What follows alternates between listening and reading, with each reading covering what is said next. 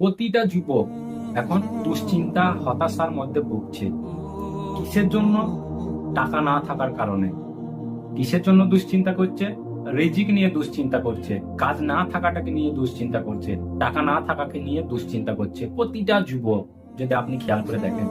এখন আপনার কাছে প্রশ্ন হচ্ছে যে এই দুশ্চিন্তা থেকে আমরা কিভাবে বেরিয়ে আসি? আমরা তো জানি, প্রতিটা মুসলিমই জানে যে ধন সম্পদ আল্লাহ সুবহানাহু ওয়া তাআলার দিয়া। তারপরেও আমরা দুশ্চিন্তার মধ্যে যে পড়ে যাচ্ছি, এই দুশ্চিন্তা থেকে আমাদের বেরিয়ে আসার উপায়টা কি, যদি আপনি বলেন। আমাদের দেশে টাকা পয়সা নিয়ে, অর্থনীতি নিয়ে অনেক রকম কথা হচ্ছে, কিন্তু আমার কাছে এটা ভাবতে খুব খারাপ লাগে যে এন্টায়ার কনভারসেশনে কেউ আল্লাহর কথা বলে না। আল্লাহ যে সমস্ত রিজিকের মালিক, এই জিনিসটা কিন্তু আমাদের এন্টায়ার অর্থনীতি রিলেটেড কনভারসেশনে, সেটা সামাজিক রাষ্ট্রীয় ক্ষেত্রে হোক অথবা ব্যক্তি ক্ষেত্রে হোক, আল্লাহর কথা কেউ বলে না। অথচ আল্লাহ কোরআনে বলতেছে। তো আমরা 10টা পয়েন্টের মধ্যে প্রথম ক্লাসে আমরা 3টা পয়েন্ট নিয়ে কথা বলবো। যে 3টা পয়েন্টকে আমি বলবো হচ্ছে the spiritual and philosophical foundation of Islamic finance for an individual or for collective society. প্রথম 3টা পয়েন্ট হচ্ছে দ্য কোর ফিলসফি। যে আমি যখন টাকা নিয়ে কথা বলতেছি ইসলামিক পার্সপেক্টিভে, কোর ফিলসফিটা হচ্ছে প্রথম 3টা পয়েন্ট, যেটা আমি ফার্স্ট ক্লাসটা করব। তারপরের যে 7টা পয়েন্ট, সেই 7টা পয়েন্ট হচ্ছে গিয়ে এইটার আপনার ইমপ্লিমেন্টেশন, অ্যাপ্লিকেশন। আমি যদি বলি অ্যাপ্লিকেশনটা হচ্ছে তারপরের 7টা পয়েন্ট। সো এই প্রথম 3টা পয়েন্ট হচ্ছে দ্য সাইকোলজিক্যাল ফ্রেমওয়ার্ক, যেই ফ্রেমে আমরা যদি শুধুমাত্র আমেরিকান সাইকিয়াট্রিক অ্যাসোসিয়েশনের রিপোর্ট দেখি, সার্ভে রিপোর্ট, সেখানে তারা বলছে 2022 সালে আমেরিকার 87% তাদের স্ট্রেসের কারণ হিসেবে ফাইন্যান্সিয়াল অ্যাংজাইটির কথা বলছে। ফাইন্যান্সিয়াল অ্যাংজাইটি মানে কি? যখন প্রচণ্ড রকম টাকা পয়সা নিয়ে যে চাপ, অনিশ্চয়তা, এইটা যখন আমাদেরকে মানসিকভাবে ক্ষতিগ্রস্ত করে, এটাকে বলে ফাইন্যান্সিয়াল অ্যাংজাইটি। বাংলাদেশেও কিন্তু ফাইন্যান্সিয়াল অ্যাংজাইটি প্রচণ্ড রকম বেশি। আপনি দেখবেন ফেসবুকে ভাইরাল হওয়া পোস্ট অথবা টিভিতে বা নিউজ পেপারে যে খবরটা বেশি পড়া হয়, যেটা অনেক ক্ষেত্রে কিন্তু ফাইন্যান্স রিলেটেড উৎকণ্ঠা বা বিভিন্ন ব্যাপারে ফাইন্যান্স রিলেটেড। কিন্তু আমরা যদি সত্যিকার অর্থে আল্লাহ আজ্জা ওয়া জাল্লা ফি ওলা আমাদের কোরআনে মাধ্যমে বা রাসূলুল্লাহ সাল্লাল্লাহু আলাইহি ওয়াসাল্লামের মাধ্যমে আমাদেরকে কি জানাইছেন, কি শিখাইছেন, এটা যদি আমরা ঠিক মতো বুঝি, দেন আমাদের জন্য এই জিনিসটা আসলে অনেক সহজ। এবং এটার যে ইনক্রেডিবল ব্যালেন্স কোরআনে বা ইসলামে যেটা দেওয়া হয়েছে, এইটা যদি কেউ ডিপলি চিন্তা করে, তখন সে অবশ্যই বুঝতে পারবে যে এটা একমাত্র আল্লাহর পক্ষ থেকে আসছে, এটা অন্য কারো কাছ থেকে আসে নাই। আল্লাহ ছাড়া কারো পক্ষে এই জটিল সমস্যার এত সহজ সমাধান দেওয়া এটা সম্ভব না। এবং এই 10টা মূলনীতিতে আমি সেই জিনিসটাকে আমি দেখানোর চেষ্টা করব। এবং এইটা আমাদের ব্যক্তি জীবনে টাকা পয়সা রিলেটেড যত রকমের যে টেনশন, সেই টেনশনে আমাদেরকে একটা গভীরভাবে গাইডলাইন দিবে। স্পেশালি সাম্প্রতিক সময়ে আমাদের দেশে টাকা পয়সা নিয়ে, অর্থনীতি নিয়ে অনেক রকম কথা হচ্ছে, কিন্তু আমার কাছে এটা ভাবতে খুব খারাপ লাগে যে এন্টায়ার কনভারসেশনে কেউ আল্লাহর কথা বলে না। আল্লাহ যে সমস্ত রিজিকের মালিক, এই জিনিসটা কিন্তু আমাদের এন্টায়ার অর্থনীতি রিলেটেড কনভারসেশনে, সেটা সামাজিক রাষ্ট্রীয় ক্ষেত্রে হোক অথবা ব্যক্তি ক্ষেত্রে হোক, আল্লাহর কথা কেউ বলে না। অথচ আল্লাহ কোরআনে বলতেছে। তো আমরা 10টা পয়েন্টের মধ্যে প্রথম ক্লাসে আমরা 3টা পয়েন্ট নিয়ে কথা বলবো। যে 3টা পয়েন্টকে আমি বলবো হচ্ছে the spiritual and philosophical foundation of Islamic finance for an individual or for collective society. প্রথম 3টা পয়েন্ট হচ্ছে দ্য কোর ফিলসফি। যে আমি যখন টাকা নিয়ে কথা বলতেছি ইসলামিক পার্সপেক্টিভে, কোর ফিলসফিটা হচ্ছে প্রথম 3টা পয়েন্ট, যেটা আমি ফার্স্ট ক্লাসটা করব। তারপরের যে 7টা পয়েন্ট, সেই 7টা পয়েন্ট হচ্ছে গিয়ে এইটার আপনার ইমপ্লিমেন্টেশন, অ্যাপ্লিকেশন। আমি যদি বলি অ্যাপ্লিকেশনটা হচ্ছে তারপরের 7টা পয়েন্ট। সো এই প্রথম 3টা পয়েন্ট হচ্ছে দ্য সাইকোলজিক্যাল ফ্রেমওয়ার্ক, যেই ফ্রেমে মানে ফাইন্যান্সিয়াল একটা ফিলসফিকে আমরা একসেপ্ট করব অ্যান্ড দেন ওইটার উপরে আমরা করব। এখন টাকার ফিলসফি কিন্তু এটা খুব ইম্পর্টেন্ট এবং ইন্টারেস্টিং একটা সাবজেক্ট, যেটা নিয়ে আমি খুব ডিটেলসে যাব না। আমি পডকাস্ট এটা নিয়ে বিভিন্ন সময় কথা বলি, সামনে আরও বলবো। বাট আমার নিজেরও ফাইন্যান্সিয়াল সাইকোলজি নিয়ে অনেক আগ্রহ, আমার পড়াশোনার একটা জায়গা এটা। আমি যেহেতু বিজনেস সাইকোলজিতে মাস্টার্স করছি ইউকেতে, 2টা মাস্টার্সের মধ্যে, সো সেই জায়গাটায় আমারও এটা কিন্তু একটা খুব পছন্দের একটা জায়গা, এবং সেটার সাথে যখন আবার ইসলামিক পার্সপেক্টিভে কথা বলি তখন আমার কাছে আরও ভালো লাগে। 3টা কোর পয়েন্ট, সো আমি 10টা পয়েন্ট বলবো টোটাল, মানে প্রথম ক্লাসে 3টা পয়েন্ট, তারপরের ক্লাসে হচ্ছে 7টা পয়েন্ট। সো প্রথম যে 3টা পয়েন্ট, সেই 3টা পয়েন্টের মধ্যে প্রথম যে পয়েন্টটা সেটা হচ্ছে যে আল্লাহ রিজিকের মালিক, এইটাকে পুরাপুরিভাবে বিশ্বাস করা। এবং এটা কোরআনের একটা কমন একটা থিম, সূরা আদিয়াতে বলেন, সূরা আলে ইমরানে বলেন, কোরআনের প্রায় অনেক সূরাতে, অনেক আয়াতে, অনেক হাদিসে আমাদেরকে বোঝানো হয়েছে যে আল্লাহ রিজিকের মালিক। আল্লাহ তোমাকে যা দিবে, যখন দিবে, যতটুকু দিবে, এর বেশি তুমি কোনোভাবেই তুমি পাবা না। কোনোভাবেই কেউ তোমাকে আল্লাহ যতটুকু রিজিক দিছে এর বাইরে তোমার পক্ষে রিজিক পাওয়া সম্ভব না, রাইট?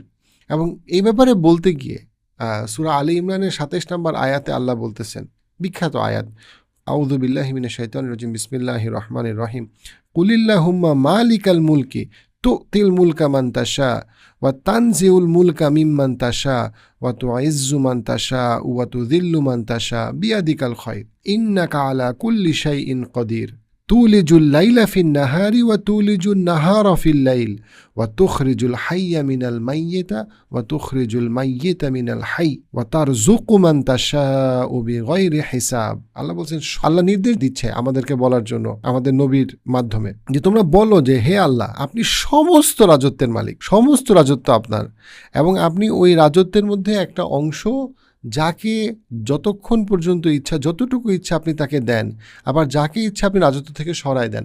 সমস্ত রাজত্ব, সমস্ত সম্পদ, সমস্ত টাকা পয়সা, সমস্ত সেটা যে কোনো রকম রিজিক হোক, যে কোনো ফর্মে রিজিক হোক, সেটা ওই ক্রুড অয়েল হোক, আর সেটা আপনার রাষ্ট্রপতির পদ হোক, আর সেটা যে কোনো রকম রিজিক, সেটা পুরাপুরি মালিক হচ্ছে কি আল্লাহ। এটাকে ডিপলি বিলিভ করা, এবং আল্লাহ যখন যাকে যতটুকু চায় আল্লাহ তাকে তখন ততটুকু দেয়। অ্যান্ড দেন আমাদেরকে শেখানো হচ্ছে যে আপনি যাকে খুশি তাকে আপনি সম্মানিত করেন, রিজিকের সাথে সম্মান আসে, সম্মানিত করেন, এবং যাকে খুশি আপনি সেই সম্মান থেকে সরায় নিয়ে আসেন। আর যাকে যতক্ষণ ইচ্ছা আপনি পদ দেন, যাকে যতক্ষণ আপনি সেই পদ থেকে সরায় নিয়ে আসেন। এবং আপনার পক্ষেই ইন্নাকা আলা কুল্লি শাইইন কাদির, মানে মাল্টিপল এমফাসিস আছে আয়াতটার মধ্যে, মানে জোর দেওয়া যে আপনি যখন যেটা ইচ্ছা আপনি সেটা করতে পারেন। এখানে আপনার কাউকে কোনো রকম কোনো হিসাব দেওয়ার কোনো রকম কোনো বিষয় নেই। আপনি যখন যেটা যাকে চান সেটা আপনি যখন যেটা আপনি চান আপনি সেটা করতে পারেন। অ্যান্ড দেন তার ওই ক্ষমতাটা দৃষ্টান্ত হিসেবে মানে দেখানো হচ্ছে, মানে আমরা বলতেছি সেটা হচ্ছে গিয়ে আপনি রাত থেকে দিন করেন, আবার দিন থেকে রাত করতে পারেন, যেটা মানুষের পক্ষে করা কখনো সম্ভব না। এই যে দিন থেকে রাত হয় বা রাত থেকে দিন হয়, যেটা we take it for granted, এটা একমাত্র আল্লাহই করতে পারে, এবং একমাত্র আল্লাহই মৃত থেকে জীবন দিতে পারে, একটা জীবিত প্রাণী বা মানুষ থেকে মৃত্যু দিতে পারে, এটা শুধুমাত্র আল্লাহই দিতে পারে। এবং একদম লাস্ট কথা হচ্ছে ওয়া তারযুকু মান তাশাউ বিগাইরি হিসাব, মিনিং আপনি রিজিক যাকে যখন ইচ্ছা, যতটুকু ইচ্ছা আপনি সেটা দিতে পারেন।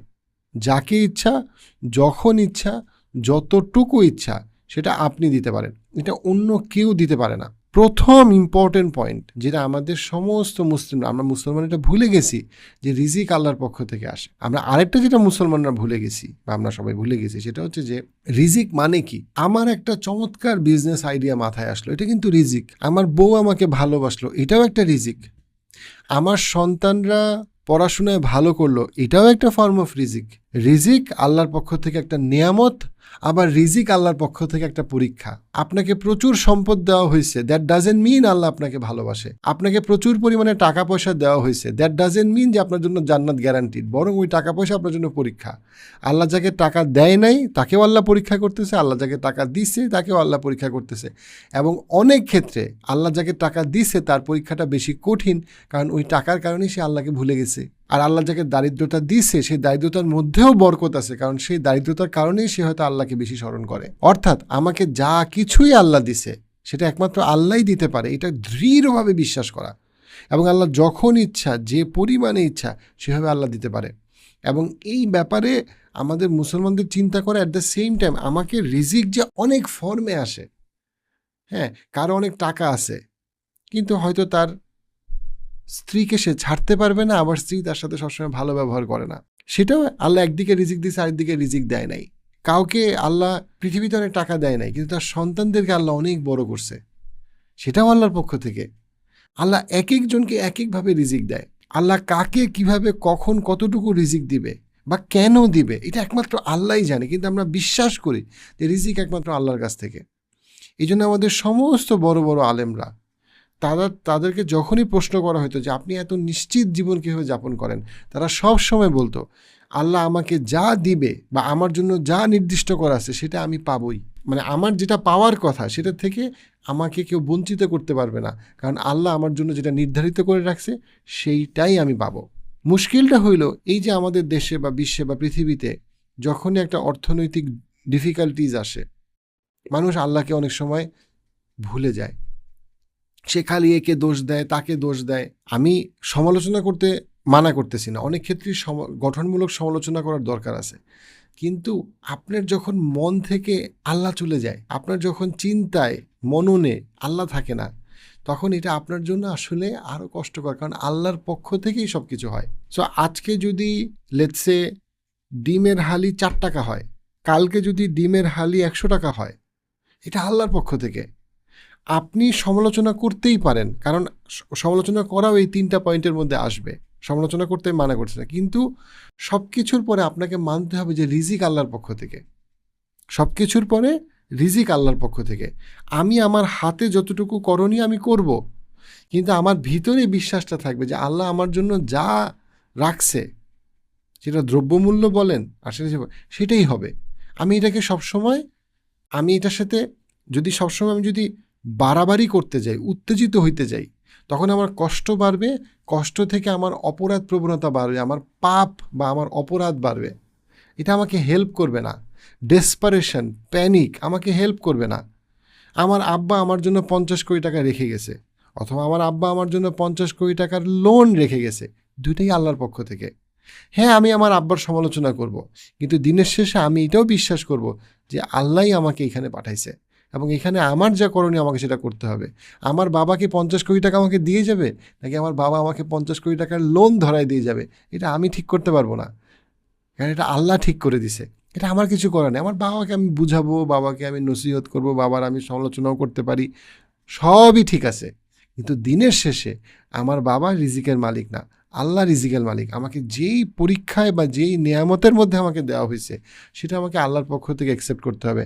সূরা মুলকে 21 নম্বর আয়াতে আল্লাহ বলতেছেন, যদি তোমার রিজিককে আল্লাহ আটকায় দেয়, দেন তোমাদের মধ্যে কে আছে যে ওই রিজিককে ফেরত আনতে পারবে? মিনিং আল্লাহ যদি তোমাকে খাওয়া না দেয়, আল্লাহ যদি তোমাকে যে কোনো রকম রিজিক না দেয়, তুমি কি করতে পারবা যেটার মাধ্যমে তুমি রিজিকটা আনতে পারবা? কার কাছ থেকে? আল্লাহ যদি পানি সরায় নিয়ে যায়, মাটির ভিতরে যদি পানি ঢুকে যায়, যদি ভূমিকম্প হয়, দুর্ভিক্ষ হয়, প্রচণ্ড বন্যা হয়, কে আছে যে বন্যাটা বন্ধ করতে পারবে যদি না আল্লাহর পারমিশন ছাড়া? কেউ পারবে না। যদি হঠাৎ করে দুর্ভিক্ষ হয়, এইটার যে কষ্ট, এটা কে করতে হবে? সো আপনি যা কিছু আপনি নিয়ামত আল্লাহর কাছে পাইছেন, সেটা শুকরিয়া আদায় করা আমাদের জন্য খুবই ইম্পর্টেন্ট, কারণ আল্লাহ বলছেন তোমরা যদি নিয়ামতের শুকরিয়া আদায় করো তাহলে আল্লাহ তোমাদের রিজিক বাড়ায় দেবে। যদি তোমরা শুকরিয়া আদায় করো, যদি তোমরা কৃতজ্ঞ হও, তাহলে আল্লাহ তোমাদের রিজিক বাড়ায় দিবে। রিজিকের জন্য দোয়া করা ইম্পর্টেন্ট, আবার এটাও বোঝা ইম্পর্টেন্ট যে রিজিক আল্লাহর হাতে এবং এটা কখনোই কোনো অবস্থাতে এটা বদলাবে না। এটা হচ্ছে কি 1 নম্বর পয়েন্ট। 2 নম্বর পয়েন্ট যেটা, সেটা হচ্ছে আল্লাহ আপনাকে যা দিছে সেটার উপরে সন্তুষ্ট হওয়া, শুকরিয়া আদায় করা এবং ধৈর্য ধরা।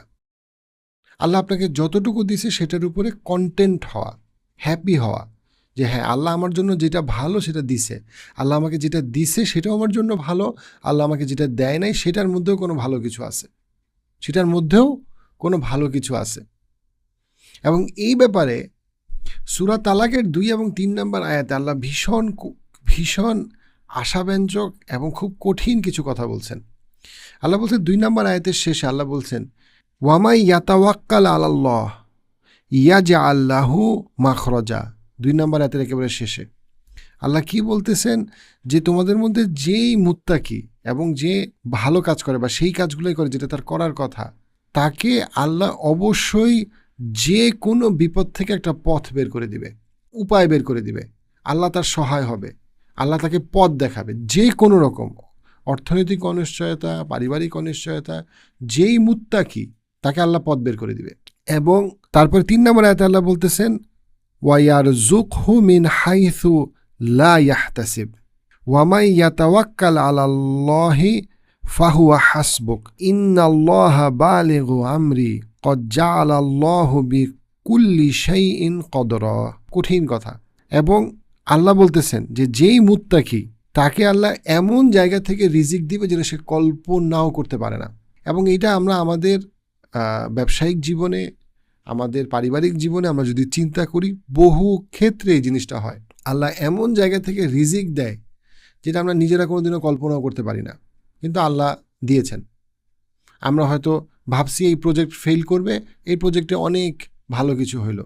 অন্য একটা প্রজেক্টে আমরা ভাবছি ভালো হবে, কিন্তু সেটা ভালো হচ্ছে না। আমরা একটা বিজনেস আইডিয়া মনে করছি ক্লিক করবে, ক্লিক করলো না। অন্য একটা বিজনেস আইডিয়া আমরা ভাবছি যে হইতে পারে, না হইতে পারে, দেখা যাচ্ছে অনেক কিছু হচ্ছে। এবং এই জিনিসগুলো আল্লাহ যেটা বলতেছেন, যদি তোমাদের তাকওয়া থাকে, সেই ক্ষেত্রে আল্লাহ তোমাকে এমন জায়গা থেকে রিজিক দিতে পারেন যেটা তুমি কখনো কল্পনাও করতে পারো না। এখন কেউ বলতে পারে আমি আল্লাহর তাকওয়ার সাথে রিজিকের সম্পর্ক কি? তাকওয়া মানে কি? তাকওয়া মানে হচ্ছে আপনি এমনভাবে জীবনযাপন করেন যে আল্লাহ আপনাকে দেখতেছে, এবং আপনি সবসময় এটা খেয়াল রাখেন যে আল্লাহ আপনাকে দেখতেছে, এবং আপনি আপনার জীবনের ডিসিশনগুলো আল্লাহ আপনাকে দেখতেছে এটা মাথায় রেখে আপনি করেন, এবং আপনি গা বাঁচায় চলেন ওই জিনিসগুলো থেকে যেগুলো আল্লাহ অপছন্দ করে, কারণ আপনি জানেন আল্লাহ আপনাকে দেখতেছে। অর্থাৎ আপনি সবসময় সচেতন যে আল্লাহ আপনাকে দেখতেছে এবং আমি এমন কিছু করতে পারবো না যেটা আল্লাহ অপছন্দ করে। এটাই হচ্ছে তাকওয়ার মূল বেসিস।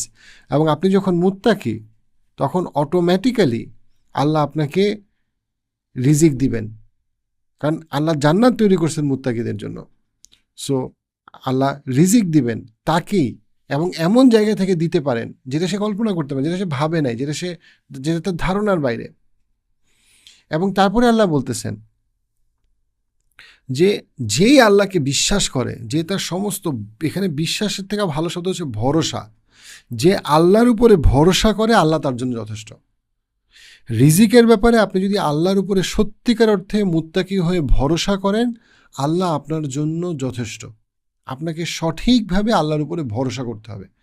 আপনার এত দুশ্চিন্তার কারণ হচ্ছে গিয়ে আপনি সব কিছুতে আল্লাহকে ভুলে গেছেন। আপনি যদি সঠিকভাবে আল্লাহর উপরে ভরসা করেন যে আল্লাহ আমাকে যতটুকু ভালো অতটুকু আল্লাহ আমাকে দিবে, এবং আল্লাহ চায় যে যতটুকু আমাকে দেওয়া হয়নি তার উপরে আমি ধৈর্য ধরি, যখন আপনি আল্লাহর উপরে ভরসা করবেন প্রপারলি, তখন আল্লাহ আপনার জন্য যথেষ্ট। এটা একটা খুব শক্ত একটা কথা, আল্লাহ তার জন্য যথেষ্ট, তার আর কিছু লাগবে না। এবং এইখান থেকেই কন্টেন্টমেন্টটা আসবে।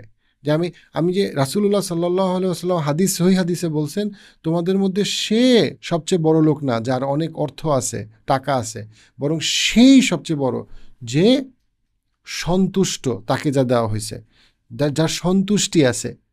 সো এই যে সন্তুষ্টি, এই সন্তুষ্টিটা বা তৃপ্তিটা বা এই যে নিশ্চিত জীবনটা কোথা থেকে আসবে? যখন আমি আল্লাহর উপরে ভরসা করব, যখন আমি পুরাপুরিভাবে আল্লাহর উপরে ভরসা করব, তখন আমার ওই সেন্সেশনটা আসবে, হ্যাঁ, যে আমি আল্লাহর উপরে ভরসা করছি এবং আল্লাহই আমার জন্য যথেষ্ট।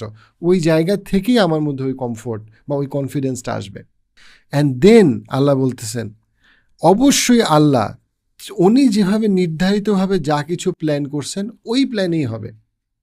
এবং আল্লাহ ওনার যে প্ল্যান, অর্থাৎ আল্লাহ কোনো কিছুই নিছক তৈরি করে নাই, অর্থহীন তৈরি করে নাই। আল্লাহ যেই প্ল্যানে তৈরি করছেন, যেই পারপাসে তৈরি করছেন, ওই প্ল্যান এবং ওই পারপাসকে আল্লাহ অ্যাকমপ্লিশ করবেন। এবং আল্লাহ বলতেছেন যে অবশ্যই আল্লাহ প্রত্যেকটা জিনিসকে মেজার করেন, প্রত্যেক জিনিসকে মাপেন, হ্যাঁ। এবং আল্লাহ যেভাবে মাপেন বা মেজার করেন, হ্যাঁ, প্রত্যেকটা একটা পরিমাপ আছে, পরিমাণ আছে, এটা সব কিছুই পরিমিত।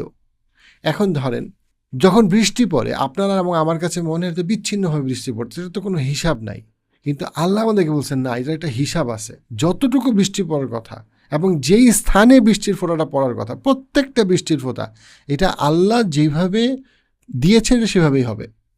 এখন আপনাকে ছোট্ট একটা ক্ষমতা দেওয়া হয়েছে যে আপনি চাইলে ছাতা দিতে পারেন, ছাতা না দিতে পারেন, সেটা ছোট্ট একটু অংশ আপনি কন্ট্রোল করতে পারছেন, সেটা আল্লাহর পক্ষ থেকে আপনাকে নিয়ন্ত্রণ করতে দেওয়ার ক্ষমতা দেওয়া হয়েছে।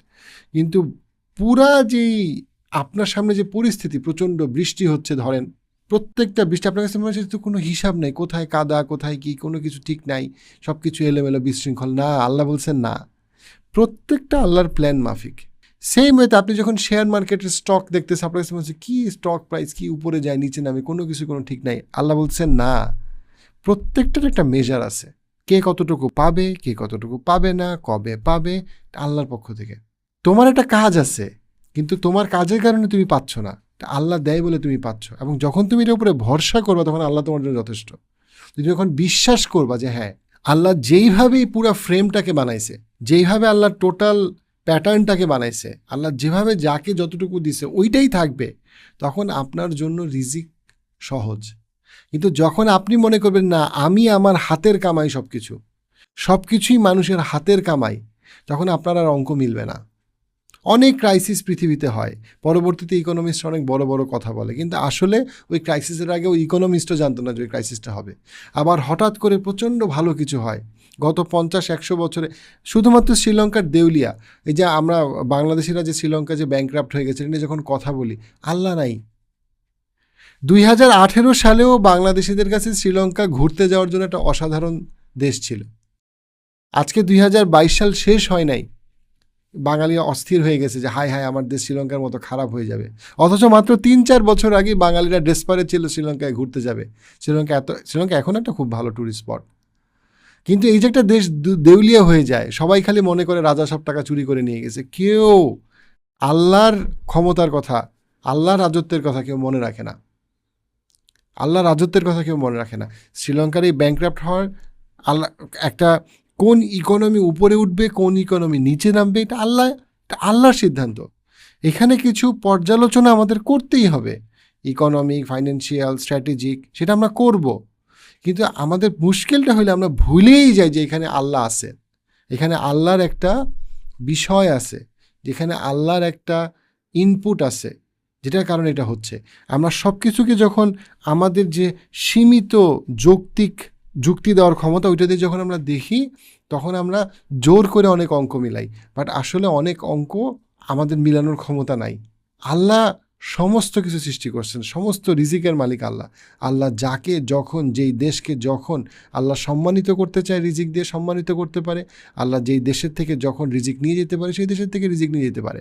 দেখেন, ইউক্রেন আর রাশিয়া যুদ্ধ হচ্ছে 2022 সালের কথা, 2022 সালের এখনের কথা বলছি আমি, অগস্ট মাসের কথা বলছি। এটার বেনিফিশিয়ারিকে সৌদি আরবের ইকোনমিতে এটা খুব ভালো প্রভাব পড়তেছে। অথচ সৌদি আরব কিন্তু এখানে কিছুই করে নাই। রাশিয়া এবং ইউক্রেনের যুদ্ধে সৌদি আরবের কিন্তু প্রত্যক্ষ কোনো ভূমিকাই নাই, কিন্তু সৌদি আরবের ইকোনমি ভীষণভাবে বেনিফিটেড। আবার শ্রীলঙ্কার ইকোনমি এটার কারণে আরও পিছনের দিকে গেছে, এবং অনেক দেশের ইকোনমি এটার কারণে পিছনের দিকে যাচ্ছে, আবার সৌদি আরবের ইকোনমি এটার কারণে উপর দিকে যাচ্ছে। এই যে বিষয়গুলো, এগুলো আল্লাহর পক্ষ থেকে। তার মানে আমি এটা বলছি না যে আল্লাহ যেই দেশকে ভালোবাসে সেই দেশে রিজিক বাড়তেছে, এটা আমি কখনোই বলছি না, কারণ রিজিক দিয়েও আল্লাহ পরীক্ষা করেন। রিজিক বেশি মানেই বড়লোক, মানে আল্লাহ তাকে আল্লাহ তাকে বেশি ভালোবাসে বলে বেশি টাকা দিছে, এটা কখনোই সত্যি না। এটা আমাদের ইসলাম, কোরআন, হাদিসে এটা বলে নাই। বরং যেটা বলা হয়েছে সেটা হচ্ছে রিজিক একটা পরীক্ষা। অনেক বেশি টাকা মানে একটা পরীক্ষা, এটার হিসাব আমাকে কিয়ামত দিন দিতে হবে। 3 নাম্বার যেটা পয়েন্ট খুবই ইম্পর্টেন্ট, আমি 3টা পয়েন্টের কথা বলছিলাম, ফার্স্ট ক্লাসে বলবো। প্রথমটা কি ছিল? আল্লাহ রিজিকের মালিক, সমস্ত রিজিক আল্লাহর পক্ষ থেকে আসে। 2 নাম্বারকে সবচেয়ে বড় লোক সেই যে রিজিকের ব্যাপারে আল্লাহর উপরে ভরসা করতে পারে এবং আল্লাহর উপরে সে সন্তুষ্ট, আল্লাহর সিদ্ধান্তের উপরে সে সন্তুষ্ট এবং সে ধৈর্যশীল। সেই বড় লোক, সে সবচেয়ে বড় লোক যে আল্লাহর সিদ্ধান্তের উপরে তার নিজের জীবনকে সোপর্দ করে দিছে, সে আল্লাহর উপরে ভরসা করে ট্রু সেন্সে। এটা হচ্ছে 2 নাম্বার পয়েন্ট। আর 3 নাম্বার পয়েন্ট কি? যে আমার হাতে যা আছে, আমার ক্ষমতায় যা আছে, আমার মেধায় মননে যা আছে, আমি যদি সেটাকে পরিবর্তন না করি আল্লাহ আমাকে হেল্প করবে না। এটা আল্লাহর একটা প্রিন্সিপাল। অর্থাৎ আমার ক্ষমতার মধ্যে যা আছে আমি যদি সেটা না বদলাই, দেন আল্লাহ আমাকে হেল্প করবে না। সূরা আর-রদে 11 নম্বর আয়াতে এই প্রিন্সিপালটার কথা আল্লাহ বলছেন। আল্লাহ কি বলছে? আল্লাহ কিন্তু এখানে তাকদীর নিয়ে কথা বলতেছিলেন 11 নম্বর আয়াতে, কিন্তু এই তাকদীরের কথার মাঝখানে আল্লাহ বলছেন যে আল্লাহ সমস্ত কিছু সেট করেন, কিন্তু এর মাঝখানে আল্লাহ প্রিন্সিপালটা বলে দিচ্ছেন। সেটা কি? আল্লাহ তাদেরকে সাহায্য করে না যারা তাদের নিজেদেরকে সাহায্য করে না। আল্লাহ তাদের অবস্থার পরিবর্তন করে না যারা তাদের নিজেদের অবস্থার পরিবর্তন করে না। কিন্তু কথা তো হচ্ছিল তাকদীর নিয়ে। তাকদীর মানে কি? আল্লাহ সব কিছু ঠিক করে রাখছে, কিন্তু এর মধ্যে আল্লাহ এই প্রিন্সিপালটা কেন দিল? এক ভদ্রলোক মসজিদে ঢুকে যাচ্ছে রাসূলুল্লাহ সাল্লাল্লাহু আলাইহি ওয়াসাল্লামের সময়, কিন্তু সে উটকে বাঁধে নাই, সে তাড়াতাড়ি মসজিদে ঢুকে যাচ্ছে। রাসূলুল্লাহ সাল্লাল্লাহু আলাইহি ওয়াসাল্লাম বলছেন, আমাদের নবী বলছেন যে তুমি উটকে বাঁধো। উনি বলছেন আমি আল্লাহকে ভরসা করছি। তখন আমাদের নবী বলছেন তুমি উটকে বাঁধো, তারপরে আল্লাহকে ভরসা করো, সাথে আল্লাহকে ভরসা করো। অর্থাৎ আল্লাহকে ভরসা করা মানে এটা না যে তোমার মধ্যে যা করার কথা, তোমার যে দায়িত্ব, তোমার যে কাজ, তুমি সেই কাজ করবা না। বরং তুমি এইভাবে চিন্তা করবা, আমি যদি আমার কাজ না করি আল্লাহ আমাকে সাহায্য করবে না। আমি যদি আমার নিজেকে সাহায্য না করি আল্লাহ আমাকে সাহায্য করবে না। আমি যদি আমার নিজের অবস্থার পরিবর্তন না আনি, আমার নিজের মেধাকে না খাটাই, নিজের চরিত্রের উন্নতি না করি, পরিশ্রম না করি, পরিশ্রমী না হই, সেই ক্ষেত্রে আল্লাহ আমার ইমপ্রুভ করবে না।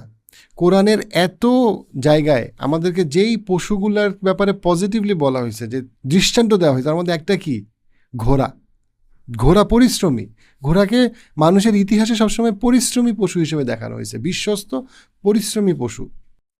যুদ্ধের ক্ষেত্রে বিশ্বস্ত, যেমন সূরা আদিয়াতে আল্লাহ ঘোড়ার উদাহরণ দিছে, মুমিনদের জন্য একটা পজিটিভ দৃষ্টান্ত হিসেবে দেখানো হয়েছে ঘোড়াকে। এখানের মধ্যে কি তার মানে কি? আমাদেরকে ইন্ডাস্ট্রিয়াস, হার্ড ওয়ার্কিং হইতে বলা হয়েছে। রমজান মাস যখনই আসে তখন আমরা একটু এক্সট্রা ঘুমাইতে চাই, কিন্তু আমাদের ধর্মে, আমাদের নবীর সিরাতে, জীবনীতে খুব গুরুত্বপূর্ণ যুদ্ধগুলা অনেকগুলোই কিন্তু রমজান মাসে হয়েছে। অর্থাৎ কি বোঝানো হইতেছে? তোমরা পরিশ্রমী হও, তুমি আল্লাহর উপরে ভরসা করবা, তার মানে কিন্তু এইটা না যে তুমি অর্থনীতি বুঝবা না, ব্যবসা করবা না, পরিশ্রম করবা না। না, উল্টা, তুমি আল্লাহর উপরে ভরসা করো বলেই তুমি বিশ্বাস করবা যে আল্লাহ তোমাকে বলে দিছে যে তুমি যদি তোমার নিজের ক্ষমতার মধ্যে যা আছে, তোমার হাতে যা আছে, তো হাত এখানে মেটাফরিক্যাল, হাত বলতে শুধু হাত না, মানে তোমার নিজের ক্ষমতার মধ্যে যা আছে সেটা তুমি যদি পরিবর্তন না করো, তা হইলে হবে না, তা হইলে হবে না। এবং এখানে যে ট্রান্সলেশনটা করা হয়, সেই ট্রান্সলেশন হচ্ছে কি, যে যদি তুমি তোমার পরিস্থিতি বা কন্ডিশন না চেঞ্জ করো, আল্লাহ তোমার পরিস্থিতি বা কন্ডিশন চেঞ্জ করবে না। এখানে আমি একটা জিনিস অ্যাড করতে চাই, যখন আমরা এই অ্যারাবিক ওয়ার্ডটার ভিতরে, সেটা হচ্ছে এটা শুধু কন্ডিশন বোঝানো হয় নাই, এটা কগনিশনও বোঝানো হয়েছে। কগনিশন মানে কি? মানুষের যে ইনার বিলিফ, এটা শুধু এক্সটার্নাল কন্ডিশন না, আপনার ইন্টারনাল কন্ডিশনকেও আপনার বদলাইতে হবে। অনেক সময় পেশেন্টরা আসে কাউন্সিলিংয়ে, অ্যাডিকশানের পেশেন্ট, বলে ইয়াহিয়া ভাই চেষ্টা করতেছি, গাঁজা ছাড়বো, পারতেছি না, আল্লাহ মনে হয় চায় না আমি গাঁজা ছাড়ি। না, আল্লাহ চায় আপনি গাঁজা ছাড়েন, আপনি আসলে যথেষ্ট চেষ্টা করতেছেন না, আপনি আপনার ভিতরে কগনিশন চেঞ্জ করতেছেন না। অনেক সময় স্বামী স্ত্রী আসে যে ইয়াহিয়া ভাই আমরা সম্পর্কটাকে খুব ইমপ্রুভ করতে যাচ্ছি, কিন্তু পারতেছি না, আমরা খালি মারামারি করি। না, আপনারা আসলে যথেষ্ট চেষ্টা করতেছেন না, আল্লাহ চায় আপনারা সুখে থাকেন, কিন্তু আপনারা নিজেদেরকে হেল্প করতেছেন না, আপনারা আপনাদের ইগো কম্প্রোমাইজ করতেছেন না, চিৎকার করতেছেন, মারামারি করতেছেন, রাগারাগি করতেছেন, জেদাজেদি করতেছেন। অর্থাৎ এটা শুধু এক্সটার্নাল কন্ডিশন না। মানুষের দুটো জিনিস আছে, একটা হচ্ছে এক্সটার্নাল কন্ডিশন, যে আমি কোন পরিস্থিতিতে আছি, আর একটা হচ্ছে ইন্টারনাল কগনিশন বা ইন্টারনাল কন্ডিশন। কগনিশন মানে ইনার বিলিফ, যে আমার যে সাইকোলজিক্যাল ফ্রেম, আমি এটাকে বদলাচ্ছি না, আমি কষ্ট করব না, আল্লাহ আমাকে কেন দেয় না?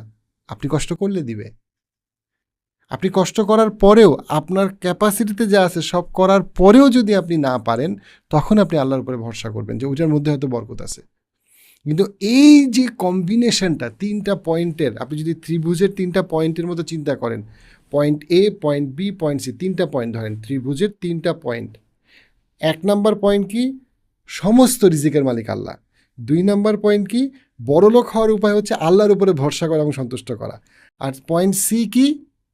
নিজের হাতে যা আছে সেই চেষ্টাটা করা। এই তিনটা হচ্ছে আমাদের সমস্ত ফাইন্যান্সের, আমাদের ধর্মে যে মাইন্ড ফ্রেমটা আমাদেরকে যাইতে বলা হয়েছে, সেটা হচ্ছে এইটা।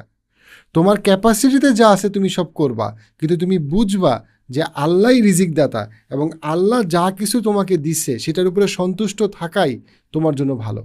অর্থাৎ আমি আমার কাজ করব, আমি আমার চেষ্টা করব, আমি আমার সব করব, এই বিশ্বাসে আল্লাহ আমাকে যা দেওয়ার তাই দিবেন, যতটুকু দেওয়ার অতটুকুই দিবেন, এবং আল্লাহই দেওয়ার মালিক, আজ আর কোনো দেওয়ার মালিক নেই।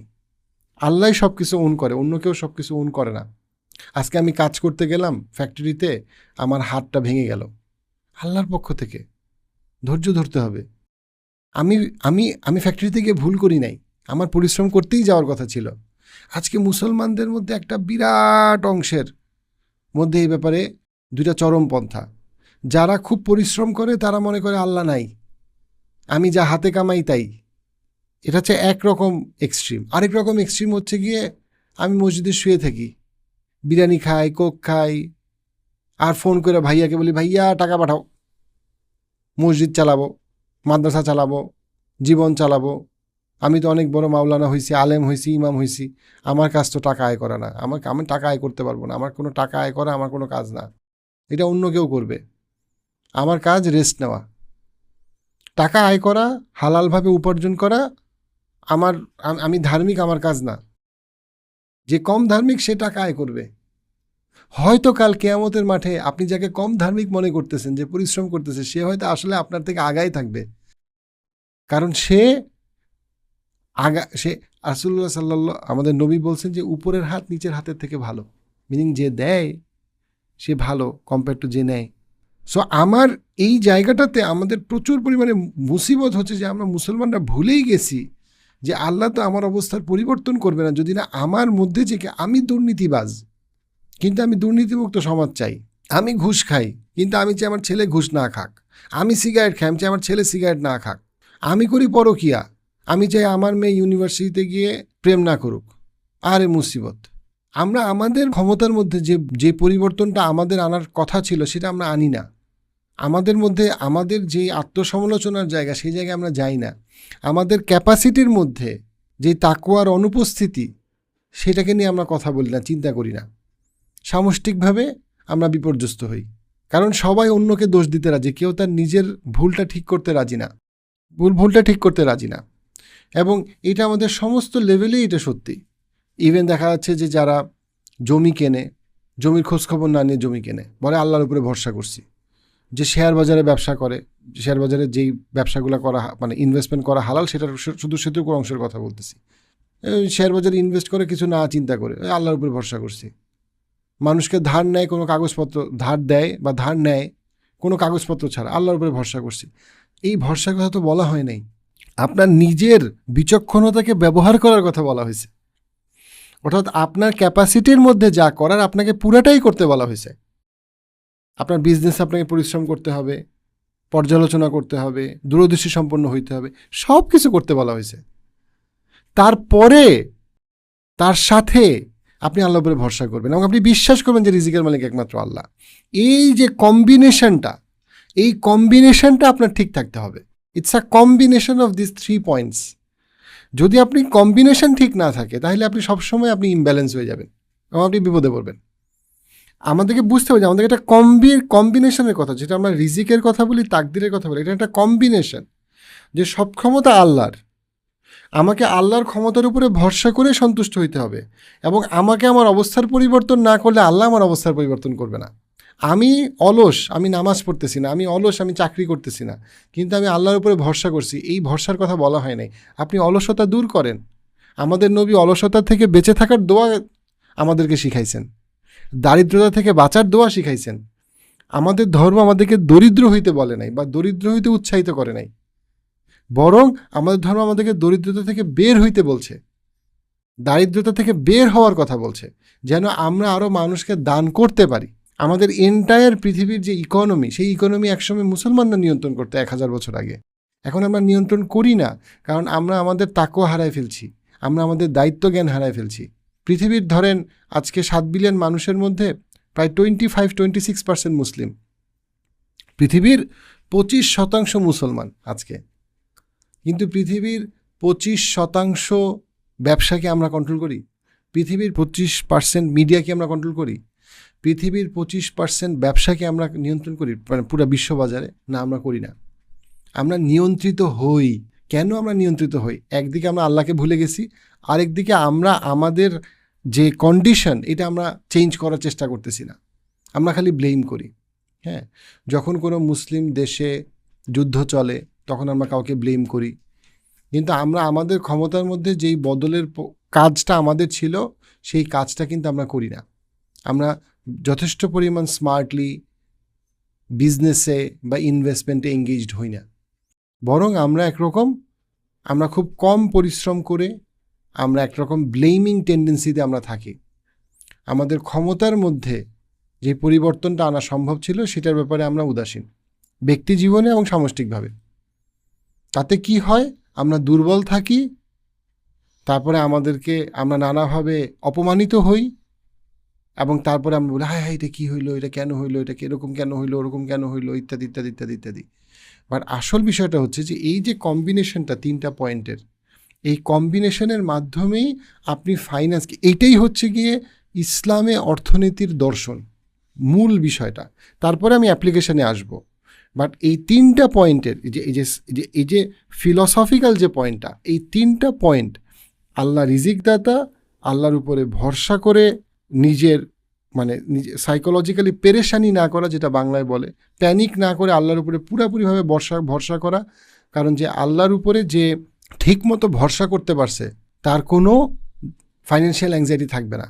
অ্যাট দ্য সেম টাইম এটা বোঝা যে আল্লাহর শর্ত, আল্লাহর প্রিন্সিপাল হচ্ছে তোমার ক্ষমতার মধ্যে যেই বদলটা আনার কথা, তুমি যদি তোমার ক্ষমতার মধ্যে সেই বদলটা না আনো, তোমার যেটা করার কথা, তোমার যেটা ভাবার কথা, তোমার যেভাবে চিন্তা করার কথা, সেটা তুমি যদি না করো, আল্লাহ তোমার অবস্থা পরিবর্তন করবে না।